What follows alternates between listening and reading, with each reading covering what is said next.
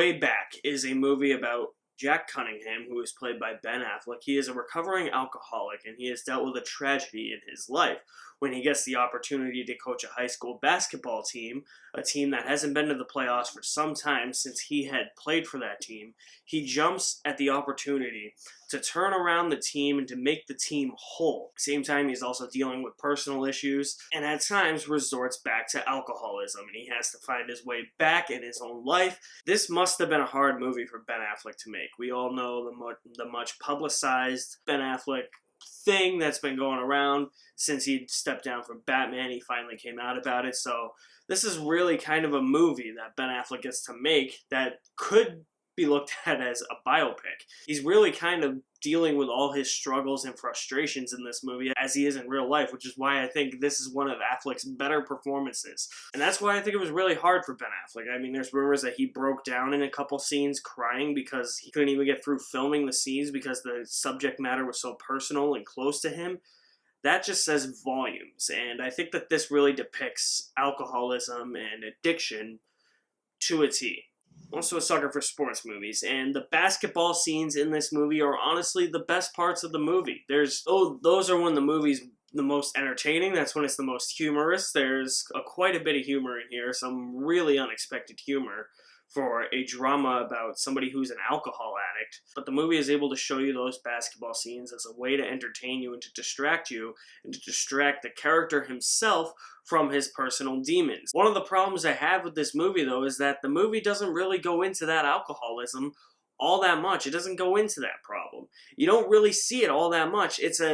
For the first hour and 20 minutes of the movie, it's really just a basketball movie with hints that Ben Affleck's character is addicted to alcohol. Within the last 25 minutes of the movie, that's where things go off the rails for him. And I just felt it was too little, too late. It's not that it's placed poorly in the film, but when you have a movie that is only an hour and 48 minutes, and that takes up the last 25 minutes, I think you should have another 10 to 15, maybe 20 minutes tacked on to the movie.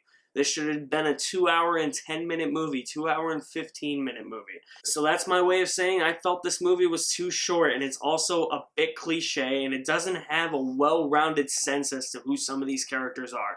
We know nothing about these kids on the basketball team, except for this one kid that really resonates with Ben Affleck. And it's not like these kids are misfits or anything, they're just regular basketball players. They're regular basketball players, but we don't get to spend enough time with them. And there's one character in particular who is on the team, and then, spoiler alert, he gets kicked off the team, and then he comes back, and then you don't really see him all that much. And it's just kind of like, why even bother making that character a character?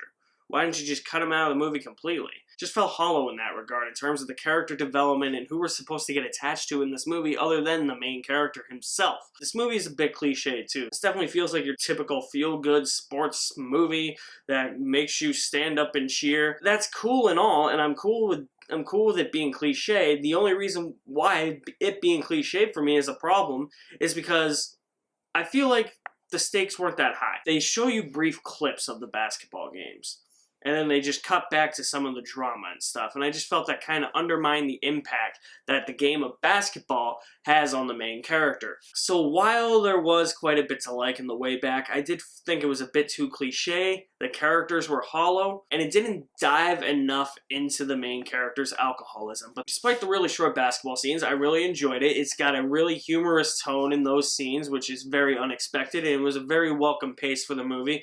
Ben Affleck is really great, and I think that this depicts alcoholism at its finest. I'm going to say you'll enjoy The Way Back if you like that half bucket of popcorn. I think this is a sports movie most will probably enjoy, especially if you enjoy Gavin O'Connor's other sports movies like Miracle and Warrior. Nowhere near as good as those two. It's definitely the weakest link of those. So that is my review of The Way Back. So one quick announcement. As you guys probably already heard, No Time to Die is not making its April release date. It has been postponed to November, which I think is ridiculous. I think it should have been pushed back to the summer, but that's a whole different story. So, as you know, I have been reviewing every single official James Bond film leading up to No Time to Die. those are going to be very sporadic now. That whole delay in shifting it to November really messed with or released those reviews. And I was really, really rushing to get to watch the movies, to get the reviews out on time before the movie came out, which is probably a good relief for me because now I don't have to worry about it until close to October and November. But those are going to be very sporadic now, and I'm disappointed that the movie's going to miss its April release date. I was really hoping that it would be an early birthday present because it was supposed to come out on April 10th. My birthday is April 14th, so that's why I'm a little frustrated about it. I might do a video about it. I'm not sure, but I do have a Bond review coming on Monday, March 8th. That is for License to Kill. After that, they're going to be very sporadic. I have a couple of them uploaded now. I have GoldenEye uploaded, Tomorrow Never Dies. Those aren't live, and I do have to edit my World Is Not Enough review. But I'm going to schedule those so that they either come out maybe like one a month, and then when we get to like October, do like the Craig ones or something like that. I think that's probably the way it's going to happen. I have no idea. But just in case you're wondering, in case you're asking me, hey, where are the James Bond reviews? That's why. No Time to Die got delayed. So it's on its 4th release date now. So I mean, I don't know. I don't think we're ever gonna watch that movie. The moment I watch that movie and I see the end credits roll, I'm just gonna breathe a sigh of relief. But that's my review for The Way Back. Sorry for the long-winded explanation at the end. What did you guys think of The Way Back? It's coming out Friday. I don't think there's any Thursday night screenings for it, unfortunately. But when you do see it, let me know what you think. Drop me a comment in the comment section below. I'll leave my link to my website in the description below as well. All my social media links are there.